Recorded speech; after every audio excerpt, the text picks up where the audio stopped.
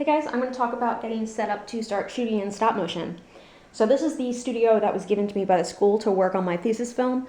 It's an 11 by 17 space, and certainly I've been given all the kinds of lights and things that I need to really get going and make a semi-professional looking film. It's likely that if you're doing stop motion at home in your basement or it's experimental, you might be working with just around the house kind of lights. You might have like a cheapy camera. You might not be using DragonFrame. You might have like a free software that you're using. So there's lots of different ways to get set up and do stop motion, but this is a good setup to kind of aim for if you really get into doing it and you want to try to have the most professional looking films. So here we are in this space. I'll break down everything that I have set up for you so you can understand exactly how everything goes together. So for the basic bare bones setup for shooting in stop motion, you've got a backdrop, you've got some kind of surface, some kind of table or something to do your animation on. You've got a digital camera that is compatible with whatever software you're using. This could also be a phone, a tablet, or a webcam, depending on, again, the software that you're using. You need some kind of tripod, hopefully a steady, sturdy, strong one to keep your camera on. And so obviously at some point your camera has to hook up to your computer. If you're using something like DragonFrame, it has to be hooked up as you're doing your shooting, and you can actually control the camera from the computer. So the camera is hooked up via the USB cable, and you can control the camera via the computer. You need some lights that you can kind of move around as needed for each set. If you're working in your basement, you might be working with just around the house kind of lights. Even those will do. I have a set of 3 RE stage lights that I'm using for my stop motion setup. I'll talk about them right now. So these are pretty big lights. The ones that I'm used to working with are RE 150s. So they're like this size. And so this is called a, is this even in the frame?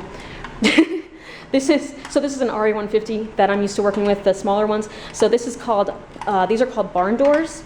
They come off, but with this you can kind of direct your light to a very specific spot instead of just like flooding the whole space. You've also got a little dial back here that can go from making the light from a spot to a flood. So you've got that as well, in addition to the barn doors.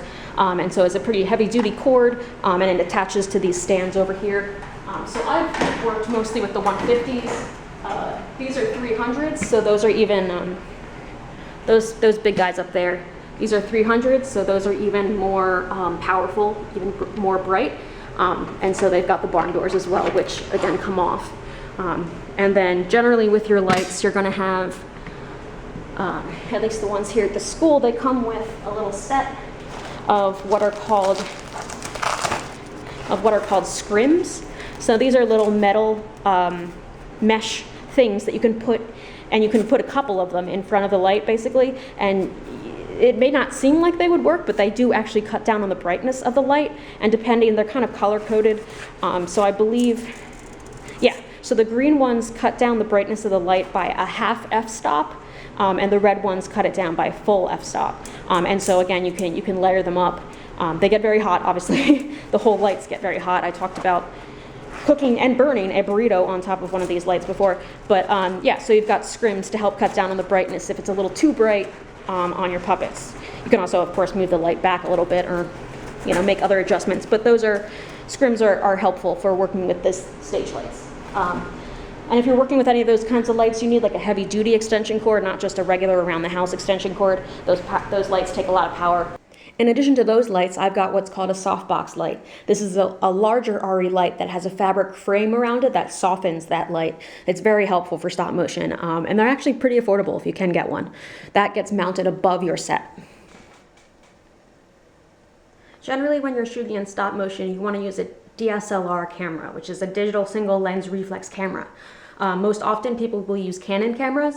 There's a whole listing of cameras and models on the DragonFrame website, so you can know if the camera that you have is compatible with that software. For other softwares, you'll have to check their compatibility options. So for my thesis, I've been using the Canon EOS Rebel T2i, which is definitely not the most recent model that Canon has to offer, but it was certainly just enough for what I needed for my thesis.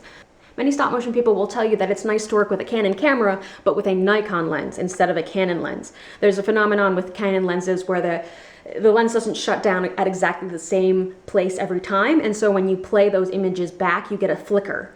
And so it's nice to use a Nikon lens instead. So I have a adapter back here that was about 15 bucks to be able to attach a Nikon lens onto a Canon camera. So there was that adapter. And then the lens itself was about 200 bucks. Again, I was looking for the cheaper option, the cheapest option. This is a 35 millimeter. You can shoot an entire film. You can shoot billions of films with a 35 millimeter and be totally fine. 35 or 50 millimeter, those are pretty standard. If you want to get fancy, you can get other focal lengths, but generally a 35 millimeter is going to do you just fine for a whole film. So I got just this lens. This is the only lens I use for my thesis film. And so it's a Nikon lens on a Canon camera with that 15-buck adapter. The only thing that I did have to learn with a Nikon lens is that you have to adjust your f-stop manually up here. You're not able to adjust your f-stop in the DragonFrame program. So that's good to know. Let's take a look at the side of the camera here. We've got a jack up top for a mic if you wanted to use a mic. There's also a jack here for a remote. So you can use remotes with DSLR cameras if you want to do like a time lapse, or basically if you want to be able to set the camera to take a picture every once in a while on its own, and so you can kind of walk away and go do whatever and then come back and you've got your time lapse. You can do a number of different things with remotes. So you have a little jack there for that. And then next up, we've got our little mini USB jack for the connection to the computer. So especially since this is an older camera, it has a mini USB instead of a micro USB. So like the oldest version, basically. And so that's where that plugs in. And then you've also got an HDMI out port here. So I will plug in my USB there. And so you've got those connections, and then on the other side of the camera, your only other connection is your AC/DC adapter. So you really don't want to be using a battery with a DSLR camera when you're shooting stop motion, because every time the battery runs out, you have to actually take the camera off the tripod to switch out the battery. And at that point, you've moved your camera, so you pretty much have to restart whatever scene you were shooting. There really isn't any way to get to the battery without taking it off the tripod. So you really, really need to use an AC/DC adapter so that it looks like a battery, but it's got a cord coming out of it basically. So that goes into the battery port here, and the cord comes out and just plugs into the wall. So those are really the only connections you have on the camera here. You've got the one that connects it to the computer itself, and you've got the power. And so when the camera is on and hooked up to the computer, you're actually not going to see anything on this screen. You're going to see on the computer screen. So if you can see, I'm putting my hand in front of, there's my hand. So everything that you see your animation, you see everything you're doing on the actual computer screen itself rather than the screen of the camera. And you don't need to have any kind of memory card in your camera if it's connected up to the computer. So don't worry about memory cards. This is the DragonFrame interface. So I'll do a whole video on how to use DragonFrame itself, but the camera's on and hooked up to the computer, so I can see right now the live view. So this is exactly what my camera is currently seeing. If I move the camera around a little bit, obviously my live view changes with the camera. And so you can change all kinds of camera settings and everything directly in here in the program. You can take pictures directly here in the program. Like that, I just took a picture. And now it's giving me heck. But anyway, yeah, so this is the interface. This is a frame grabbing program. So that means that you're actually looking through the camera, you're looking at, you're taking the pictures as you go. Whereas some software is not frame grabbing. So you're supposed to take the pictures ahead of time and then you import those pictures that have already been taken, you import them into the software. But DragonFrame is a frame grabber.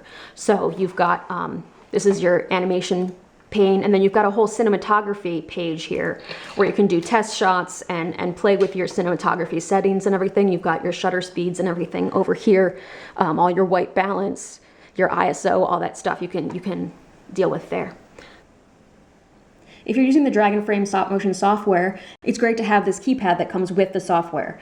So you can get it in the wired USB version, or you can get it in the wireless Bluetooth version. If I were to buy it again now, I'd definitely get the Bluetooth version, so I wasn't like wired and, just adding to the amount of wires that you already have with a stop motion setup. But you can do a number of different things with this keypad. You can take pictures, you can play through all your images so far, you can page through all of your shots, you can loop it, you can delete frames, you can do all kinds of stuff with this keypad here.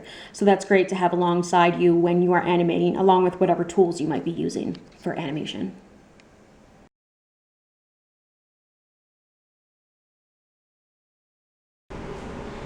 more stop motion things, you've got risers here.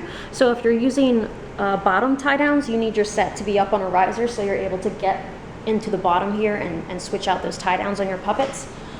You can also make any kind of supports or anything. You can green screen them so they're easier to take out afterward. This is literally just green masking tape. Also around here, these are gels, so you can make your lights different colors. This is a rig, so if you need to make a puppet jump or something, obviously it won't hold itself up on its own because of gravity. So you need to put a rig point into the puppet itself, and then you have some kind of rig like this, which attaches into a C-stand, which I will talk about here. A C-stand is these guys over here, these metal guys over here.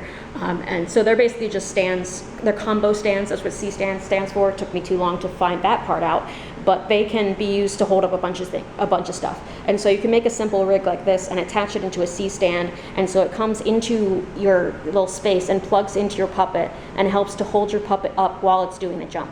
And then afterwards you just kind of paint that out in post-production. So you can make simple rigs like that. I will be talking about brass tubing. There's 2 different sizes of brass tubing that fit into each other really well.